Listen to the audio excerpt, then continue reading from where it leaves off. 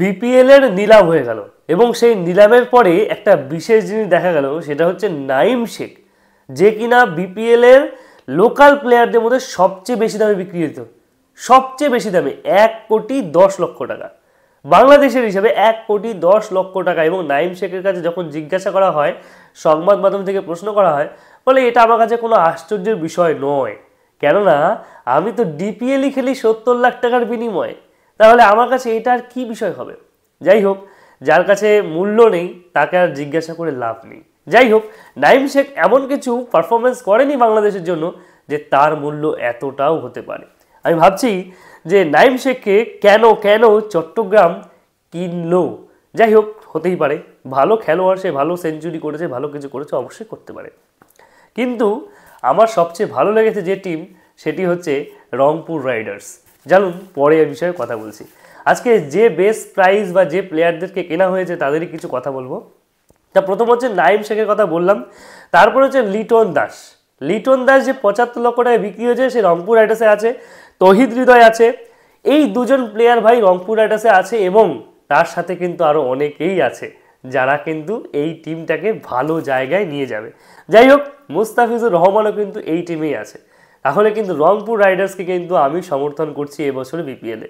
যেহেতু বরিশাল নেই, বরিশালকে সাপোর্ট করতাম, তামিম ইকবাল ছিল বা সেখানে আরও অনেকেই ছিল খেলোয়াড়, আপনারা জানেন। এই রংপুর রাইডার্সে কিন্তু একসময় সাকিব আল হাসান ছিল। যাই হোক, সেটাও একটা বড় সাপোর্ট হতে পারে এবং এখন বর্তমানে লিটন দাসও কিন্তু সেই রংপুর রাইডার্সে আছে, রংপুরে আছে। তা যাই হোক, তার জন্য কিন্তু আমি সাপোর্ট রংপুরকেই করব। তারপর এই যে এশিয়ান এমার্জিং এশিয়া কাপে যে দুর্দান্ত খেলো সাকলিন, আব্দুল গাফফার সাকলিন, যে দুর্দান্ত বোলিং এবং ব্যাটিং পারফরমেন্স দেখিয়েছে, তার ভিত্তিতে তার বেস মূল্য আজকে যে বেস মূল্যের চেয়ে অধিক বেশি মূল্যে 44 লক্ষ টাকায় তাকে কেনা হয়েছে। এটা একটা সেরা কেনা হয়েছে। তারপরে নাহিদ রানা, যাকে 55 লক্ষ টাকায় তার গতির ওপর নির্ভর করে তাকে একটা ভালো অ্যামাউন্ট দেওয়া হয়েছে, সেটাও বেশ বড় ব্যাপার। তারপর হাবিবুর রহমান সোহান, যাকে নিয়ে খুব বেশি চর্চা। এই হাবিবুর রহমান সোহান, সে কিন্তু একটা দুর্দান্ত ইনিংস খেলে উপহার দিয়েছিল এবং বাংলাদেশকে চমকে দিয়েছিল।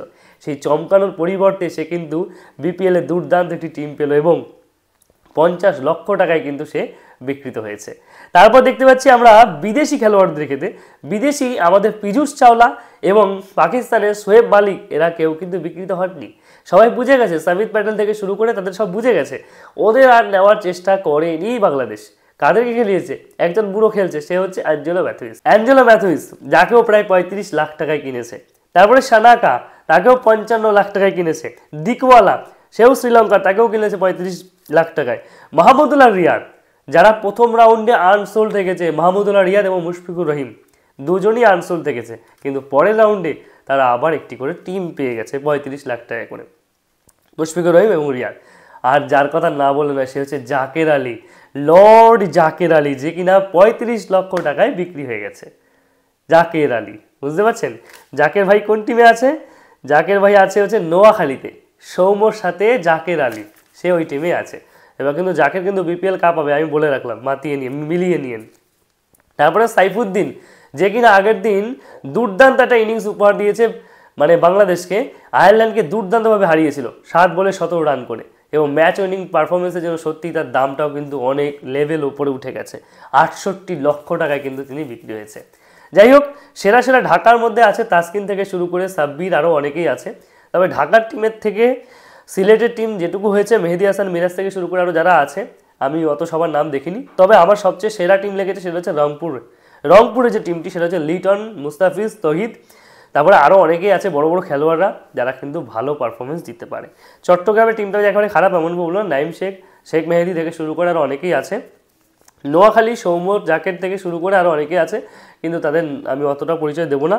আর রাজশাহী হচ্ছে শান্ত, রিপন মণ্ডল এবং তানজিম সাকিব, এই দুজন বোলার, মানে এই রাজশাহী আর রংপুর, এই দুটো কিন্তু বেশ ভালো খেলতে পারে। বারবার বলছি, মানে রংপুর আর রাজশাহীর কিন্তু ফাইনালে যাওয়ার সম্ভাবনা সবচেয়ে বেশি। আমি খেলা না দেখেই বলে দিলাম, শুধুমাত্র স্কোয়াড দেখে। জানি না আপনারা বিশ্বাস করবেন কিনা, এবং কথাটা শেষ পর্যন্ত মিলিয়ে নেবেন। যদি হয়ে যায় তাহলে একটা স্ক্রিনশট থাকবে, আমার কথা রেকর্ডিংটা থাকবে, আপনারা বলবেন। যাই হোক, আমার মনে হচ্ছে রাজশাহী এবং রংপুর এই দুটো টিম ফাইনালে পৌঁছাতে পারে। কি বলছেন আপনারা? আপনি কোন টিমকে সাপোর্ট করবেন? অবশ্যই কমেন্টে আপনার মতামত জানাবেন।